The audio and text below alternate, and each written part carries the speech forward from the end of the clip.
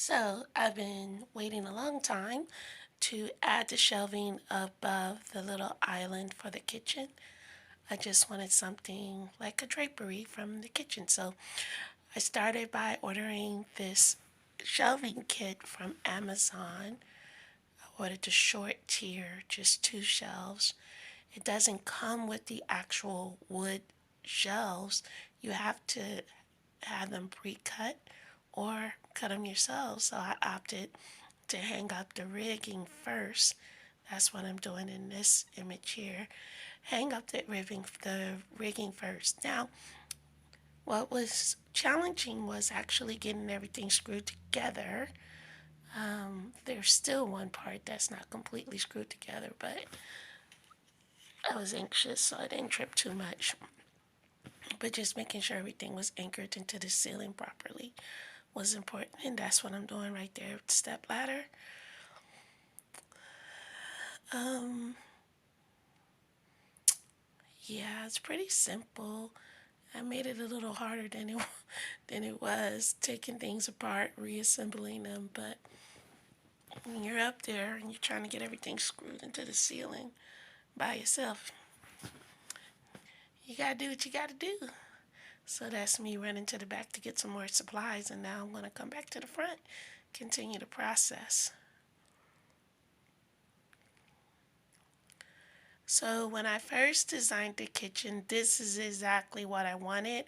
I didn't originally think of adding the shelving that you see there all the way to the ceiling. That came about when I realized how narrow my galley style kitchen was. I knew I needed some kind of island, but I still just wanted to have that clear walkway.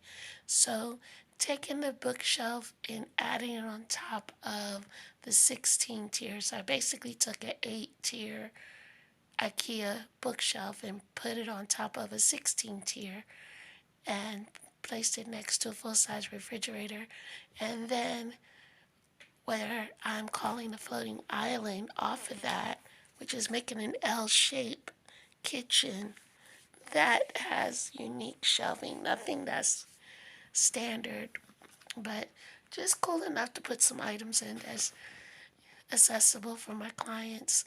So looks like I'm about to get that second one up in a minute. I really would have edited this video a little bit more.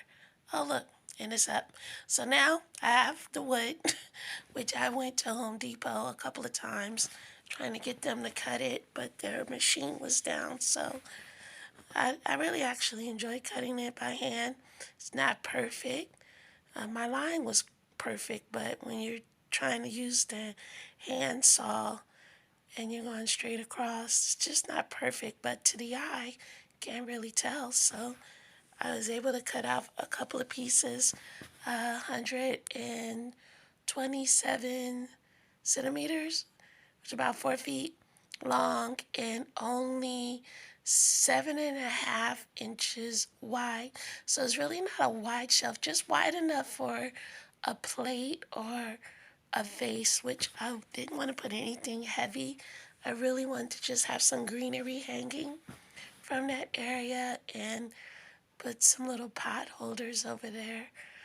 Um, yeah, it was kind of cool. And then sand it down. You see me sanding it down right there to make sure I don't get any splinters.